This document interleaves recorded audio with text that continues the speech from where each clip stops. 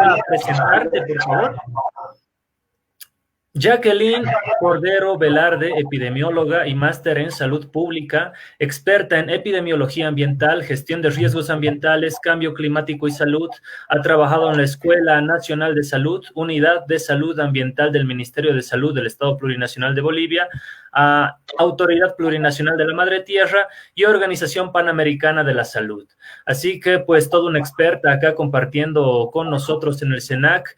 Una vez más, muchísimas gracias, Jacqueline. ¿Algo que quizá me haya olvidado ahí en tu currículum? ¿Algo de mencionar? No, está muy completo, bastante completo, diría yo. Bueno, Jacqueline, empecemos, por favor. Cuando tú necesites compartir la pantalla, tu exposición, me dices y aquí se va a habilitar. ¿Cuál es, con la primera pregunta que queremos realizarte? Además, diciendo que esta transmisión también se va a retransmitir, valga la redundancia, a través de la CONAICOP, que es una gran red de medios de comunicación a nivel latinoamericano y mundial, que vincula diferentes emisiones virtuales y radios comunitarias, por supuesto. Así que, pues, contentos de también contar con ese apoyo. Jacqueline, ¿cuál es la situación epidemiológica de Bolivia con relación al resto de los países latinoamericanos? Nuestro número de contagios, número de decesos, recuperaciones. Adelante, por favor, con tu exposición. ¿Podríamos compartir pantalla? Claro. He preparado una presentación. Y a Ya.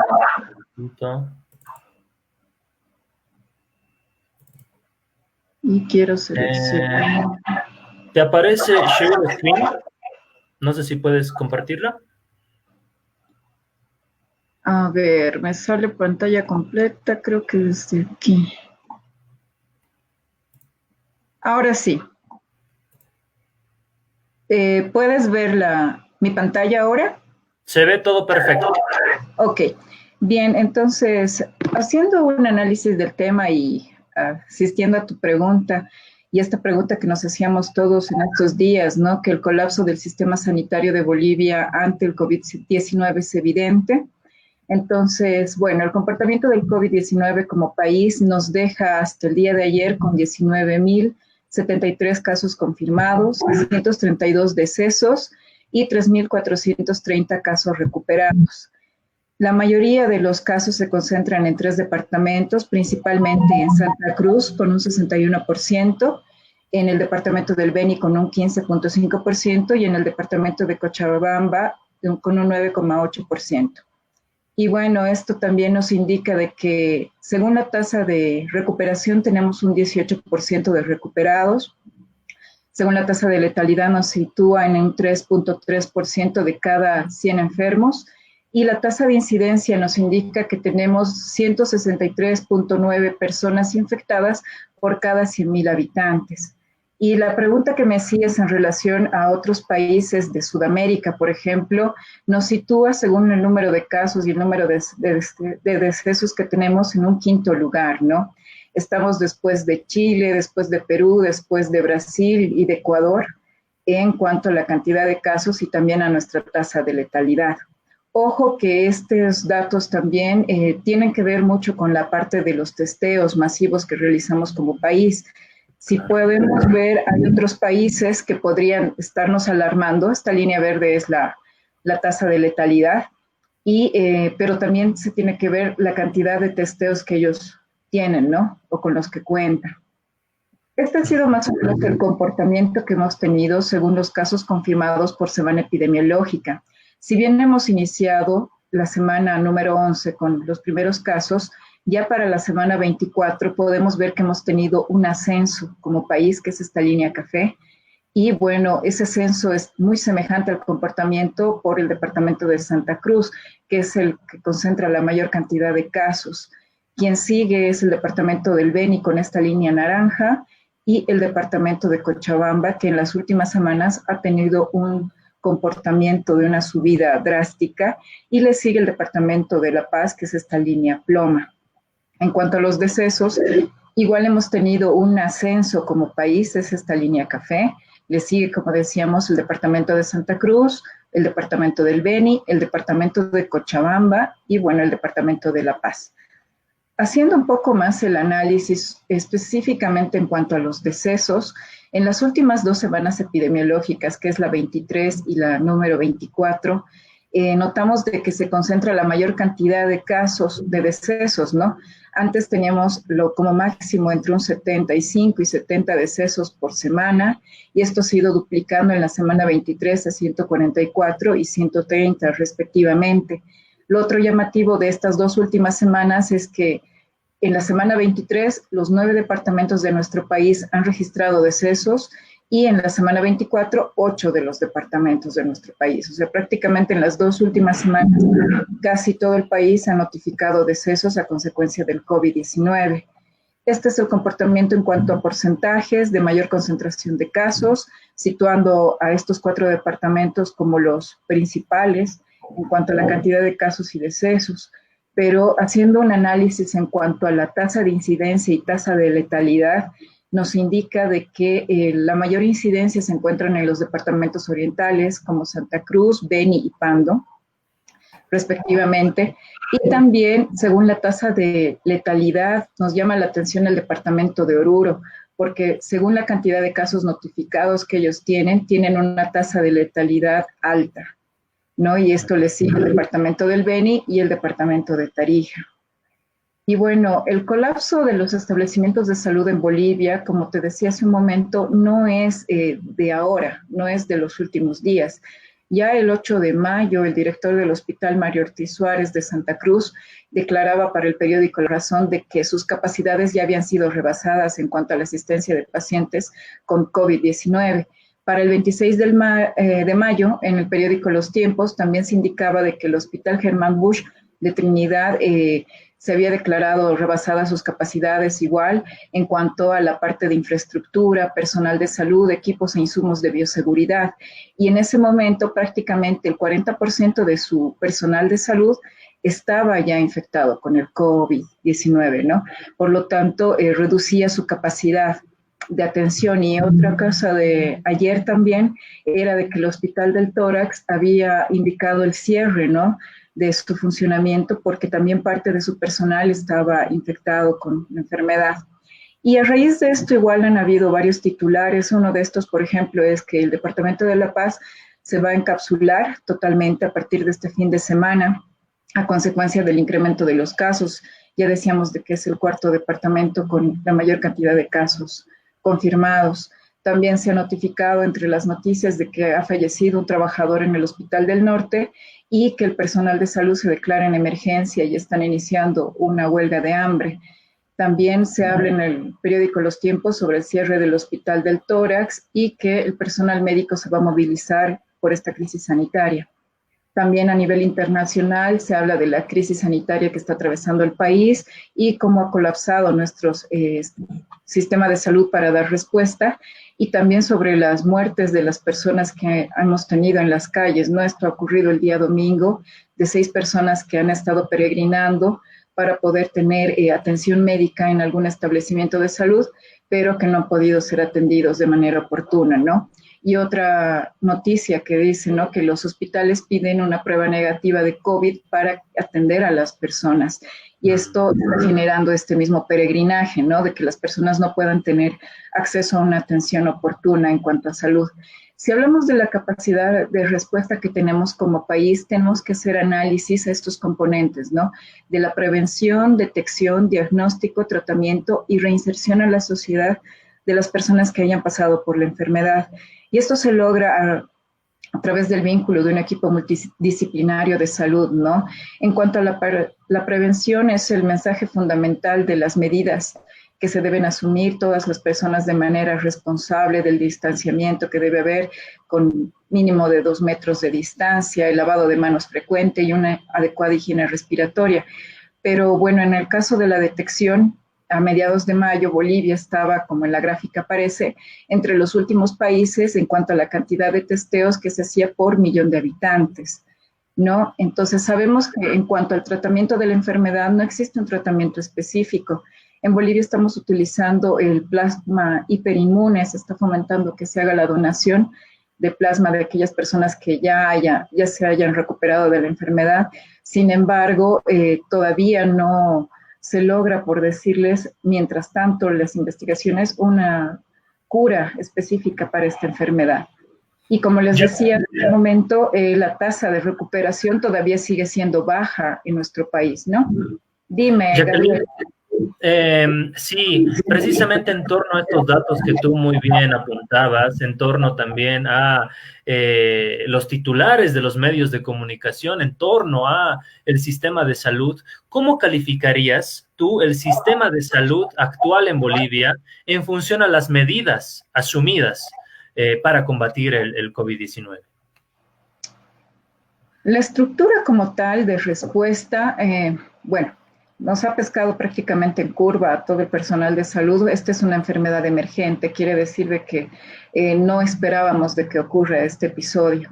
Sin embargo, hemos tenido un tiempo prudente porque hemos visto de que los primeros mensajes de la OMS han empezado en el mes de enero, ya indicaban de que teníamos que prestar atención y prepararnos los demás países a esta posible pandemia. Ya después, en marzo, se declara, ¿no?, a nivel internacional de que sí estábamos ante una pandemia y de que era inevitable sufrirlo como país. Entonces hemos tenido un tiempo en el cual teníamos que tener la preparación, inclusive las medidas principales, ¿no?, de la cuarentena rígida en los primeros meses de esta pandemia en el país, ha permitido, debería haber permitido, de que tengamos un aplanamiento en la curva epidémica, ¿no? Este aplanamiento hubiera permitido de que nosotros nos preparáramos, o las fuerzas y las capacidades de respuesta como país. Sin embargo, por la misma demanda de la compra de respiradores, la misma demanda de los testeos a nivel global, no se han buscado los mecanismos como país para poder responder asertivamente a esto. Entonces, creo que hemos actuado a destiempo. Y, por ejemplo, otro de los reflejos a destiempo es de que recién en esta semana estoy viendo de que los distintos servicios departamentales de salud están promocionando las convocatorias para contratar personal, para poder fortalecer la parte de la fortaleza en cuanto a respuesta de atención médica por personal multidisciplinario. Pero eso se está haciendo ahora, cuando justamente estamos en plena subida del pico como tal, ¿no? Entonces, hay muchas cosas que se han hecho a destiempo, sin mencionar de ciertos desatinos que se han hecho, por ejemplo, la adquisición de respiradores que hasta ahora no están siendo utilizados, o la cantidad limitada de respiradores que se han ido botando a los distintos departamentos. En este momento en la pantalla vemos el iceberg, ¿no?, de esta pandemia, y vemos que esta es la puntita de los casos detectados, con nuestra capacidad laboratorial, pero también con la capacidad del análisis de quiénes son las personas sospechosas, ¿no? Y esta es la parte de los no detectados. Existen estudios ya hace bastante tiempo atrás que dice que la humanidad como tal, entre un 70 o 80% va a enfermar el COVID, ¿no? Y ese porcentaje, más o menos igual, un 80%, va a desarrollar una enfermedad leve a moderada o sin síntomas, que esto puede llegar a ser un 30% fácilmente.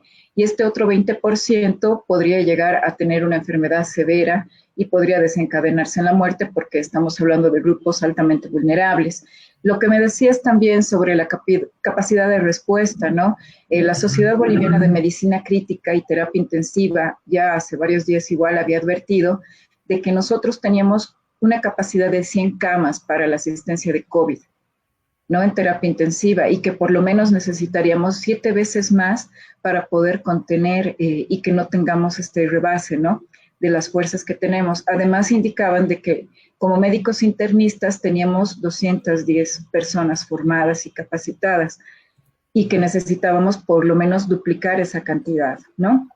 Entonces, creo que eso es como una parte general de información para poder desarrollar ya a mayor profundidad las preguntas que tú me estabas haciendo. Sí, sin duda, muy interesante la exposición, Jacqueline. Muchísimas gracias por preparar la misma para el CENAC, Centro de Estudios Nuestroamericano. Estamos, para todos los que nos están viendo en este momento, con Jacqueline Cordero Velarde, epidemióloga, es máster en salud pública, experta en epidemiología ambiental, gestión de riesgos ambientales, cambio climático y salud. Ha trabajado en la Escuela Nacional de Salud, Unidad de Salud Ambiental del Ministerio de Salud del Estado Plurinacional de Bolivia, Autoridad Plurinacional de la Madre Tierra y Organización Panamericana de la Salud. Jacqueline, en torno a la exposición que tú muy bien realizabas sobre el sistema de salud como tal, que no lo decimos nosotros, los mismos titulares de los medios que tú hacías referencia ya decían que había colapsado este sistema de salud. ¿Cuál es la principal demanda del personal de salud para combatir la pandemia del COVID-19? Bien, lo principal es la parte de equipos de bioseguridad. El personal está demandando ser cuidado y es un pedido racional, porque ellos son los que se enfrentan primeramente, tienen el primer contacto con las personas. Como te decía cuando te mostraba el iceberg epidemiológico, es posible de que un 80% de la población solamente desarrolle signos y síntomas leves. Por lo tanto, se puede confundir con otra enfermedad, como un resfrío común, por decirte, ¿no? Entonces, si el personal va a atender a una persona que solamente tiene signos y síntomas leves, debe estar con toda la indumentaria correspondiente para atender un paciente COVID. O sea, en otras palabras, tendríamos que sospechar de que todas las personas tendrían que ser sospechosas de COVID-19 para tener esa atención. Por lo tanto, la indumentaria es importante. También el personal de salud es ser humano y se cansa. Por lo tanto, para hacer ese rote del personal en la parte de la asistencia, especialmente en la asistencia pública, se necesita la contratación de más personal, ¿no? Entonces había una queja por parte del Hospital del Tórax, de la parte de la directiva, que decía de que tiene ya su personal enfermo y que la cantidad de personal que le están brindando ahora es insuficiente para que ellos puedan volver a reabrir el servicio del hospital. Y es una emergencia grande porque el Hospital del Tórax es un hospital de referencia nacional para patologías cardíacas y también respiratorias, o sea que tenía que ser el hospital bandera, por decirte de algún modo, para la atención de casos COVID-19, por las complicaciones y demás. Lo que sorprende, Jacqueline, es las declaraciones públicas de diferentes instancias, hospitales y demás centros de salud que indican que ya ha colapsado el sistema, que ellos no tienen la capacidad médica para responder ante la pandemia, ¿no? Pero sin duda no se estarían tomando las medidas adecuadas para combatir esta pandemia. Si bien, como tú lo decías, ningún estado, ningún país estaba preparado para combatir esta pandemia, pero sin duda se deberían haber tomado acciones puntuales, ¿no? Que no se han tomado. ¿Cuáles son esas acciones o cuáles deberían ser esas acciones puntuales que se tienen que tomar? ¿Aún estamos a tiempo o se deberían haber tomado? ¿O qué acciones puntuales epidemiológicas de salubridad se pueden tomar, Jacqueline? Mira, creo que es importante que se hubiera hecho hace un momento atrás, pero no es tarde, no considero que sea tarde. Si bien, como te decía, en las estadísticas y estudios anteriores dicen que una gran población va a enfermar, y esto es entre un 70 y 80%, lo que queremos es reducir la cantidad de decesos o muertes, ¿no? Eso es lo más importante. Por lo tanto, tendremos que proteger a personas vulnerables o con alta vulnerabilidad, mandar mensajes focalizados a este grupo de personas. Pero también Bolivia es un país que tiene características particulares. Si por un lado la cuarentena rígida daría resultados efectivos, de cierto modo para el COVID, también estaríamos arrojando a grupos vulnerables a morir de otras patologías, porque no tienen las condiciones, por ejemplo, para poder tener dentro de sus viviendas las medidas básicas de distanciamiento, porque viven muchas personas en una sola habitación, ¿no? Y esto está vinculado a la parte de la pobreza. Y si no hacemos un análisis integral y holístico de la situación como Bolivia y no hacemos diálogos deliberativos con personas de distintos sectores, porque en estos últimos días también ha habido manifestaciones de distintos sectores de la sociedad, porque están viendo de que la parte económica se ha visto bastante afectada por estas medidas drásticas. Inclusive el departamento de Oruro está mencionando, si no es bien el término, como una cuarentena pactada, ¿no? Y eso es a través de diálogos deliberativos. ¿Qué es lo que nos falta? Desde mi perspectiva, ya están los protocolos de bioseguridad para implementar en distintas actividades de trabajo. Lo que nos falta es de que podamos cumplirlas a rajatabla, si se quiere decir, de manera responsable, pero que también el mismo sector de salud o una parte del sector salud se dedique a verificar que se cumplan estas medidas de bioseguridad. No es importante pensar de que a partir de esta pandemia estamos viviendo en otra normalidad, no estamos asumiendo ciertas actividades ya como rutinarias y no vamos a volver al romanticismo de una normalidad que se pensaba de antes, sino que estas medidas higiénico-sanitarias las tenemos que adaptar para vivir en una nueva normalidad. Más o menos. Jacqueline, en este preciso momento hay un evento, una mesa de diálogo en la que están gobiernos municipales del país, reunidos con el gobierno central, ¿no? En mesas de negociación, en el marco del sistema asociativo municipal. Sin embargo, el gobierno central ha remitido la responsabilidad a los gobiernos autónomos municipales para combatir el COVID-19 en las diferentes jurisdicciones municipales. Pero estos municipios cuentan con una falta de recursos para combatir la pandemia, ¿no? ¿Cómo se podría colaborar con pues el trabajo que tienen que desarrollar en los diferentes niveles de gobierno, el central, el regional, el departamental y el municipal? Sin duda tiene que haber un manejo integrador, ¿no? En los distintos niveles, porque en este momento no podemos evadir las responsabilidades que tenemos desde nivel central, nivel departamental y nivel municipal.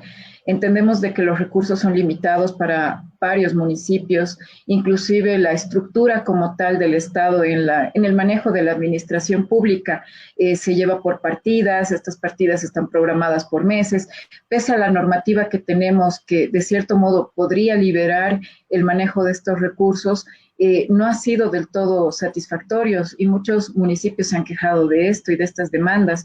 Considero de que en este momento el Ministerio de Salud es el que debería dar la directriz por la capacidad técnica de los profesionales que integran o que deberían integrar este ministerio, y también debería estar en vinculación con los gobiernos departamentales y también los gobiernos municipales.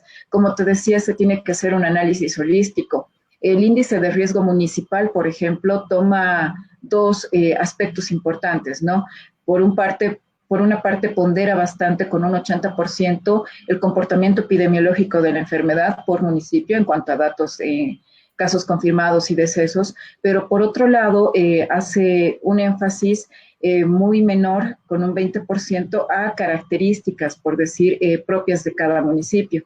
Sin embargo, tenemos que hacer un análisis un poco más integrador en cuanto a los rubros, ¿no? Hay personas que trabajan al día y según las estadísticas de nuestro país, de 10 personas, de cada 10 personas, 6 personas se dedican a actividades independientes y al comercio informal, por ejemplo. Y estas personas, con asumir medidas drásticas, estarían perdiendo los recursos económicos que podría llegar a mantener adecuadamente a su familia. Entonces estamos entre la espada y la pared, más o menos, algo así. Jacqueline, los gobiernos regionales, tanto mundiales, se han enfocado estrictamente en el ámbito sanitario, epidemiológico, y muchos otros estrictamente en el ámbito económico, ¿no? Ese falso dilema entre la economía versus la salud. Sin duda, lo adecuado vendría a ser unas efectivas políticas públicas sanitarias y de salubridad, pero a la par también políticas socioeconómicas para precisamente combatir el COVID-19 en función a las necesidades sociales que tiene la gente, en función a la exposición que tú realizabas. ¿Consideras que en Bolivia se han tomado las medidas sanitarias epidemiológicas adecuadas y por otro lado las medidas socioeconómicas también adecuadas, o más al contrario, no se ha tomado en cuenta esto? Yo creo que han hecho un mal cálculo. ¿En qué sentido te puedo decir? Al hacer un análisis biologista, solamente de la parte de salud. Al principio han tratado de poner las medidas como esa cuarentena rígida que hemos tenido como país, que ha tratado, como te decía, de ralentizar el comportamiento de la enfermedad. Ese tiempo que teníamos que ganar era para mejorar la preparación de resistencia del sistema sanitario que teníamos como país, por un lado, pero nos ha ganado este tiempo o ese tiempo que hemos tenido en cuarentena rígida porque no hemos podido dotar de las capacidades necesarias al sistema de salud para poder dar la respuesta. Y eso se refleja en este momento con el colapso. Cuando se ha tratado de flexibilizar la cuarentena, hace unas 2 semanas atrás, y hemos empezado con la cuarentena dinámica, se ha visto de que varias personas han empezado a salir a las calles, ¿no? Y ha habido mayor contacto entre las personas. Por lo tanto, nada raro que a 2 semanas de haber flexibilizado las medidas de la cuarentena, hemos duplicado la cantidad de casos que teníamos positivos y también la cantidad de decesos. Entonces, no se ha buscado, desde mi perspectiva, un equilibrio entre las políticas sanitarias y las políticas económicas. Por eso te decía de que era importante en un inicio sentarse en mesas de diálogo, hacer diálogos deliberativos en base a la evidencia científica que se tiene del comportamiento del COVID-19, ¿no? Entonces, yo creo que en este momento hay que hacer eso. No estamos tarde, habría que propiciar espacios de diálogos deliberativos entre los distintos sectores, como está haciendo, por ejemplo, el departamento de Oruro, para poder tener una cuarentena más responsable por parte de la población y de que aplique las medidas de prevención de manera estricta, ¿no? En los distintos rubros. Perfecto, Jacqueline, te quiero agradecer por esta entrevista, este contacto que has tenido la gentileza de aceptar con el Centro de Estudios Nuestroamericano en Bolivia. Esperemos no sea la única, de hecho queremos tenerte al menos una vez por semana en este espacio. Te lo digo nuevamente, se va a replicar esta entrevista por CONAICOP, que es una gran red de comunicación, el Consejo Nacional de Comunicación Latinoamericano. Entonces, algo más que tú quieras añadir, Jacqueline, que quizá no te lo pregunté o no se ha desarrollado en tu exposición. Adelante, por favor. Bueno, como para la parte del cierre, decir de que toda la población boliviana debería comprometerse, como te decía, a cumplir las medidas estrictas. No debemos tener miedo, pero al no tener miedo tampoco debemos descuidarnos. Más bien, el acto de seguir las medidas de prevención es un acto de amor, pero para aquellas personas que son vulnerables a esta enfermedad, y tratar de fomentar la solidaridad entre todos nosotros. Y muchas gracias, Gabriel, por este espacio y claro que sí, vamos a seguir en contacto. Perfecto, Jacqueline. Entonces, a ver, espero que podamos estar en contacto contigo al menos una vez por semana para ir actualizando también los datos, la información que tú nos has presentado tan gentilmente en tu exposición. Y pues un placer compartir contigo, Jacqueline. Muchísimas gracias. Gracias a ti. Hasta otro momento. Hasta otro momento. Perfecto, esa fue la transmisión con Jacqueline. Hasta luego.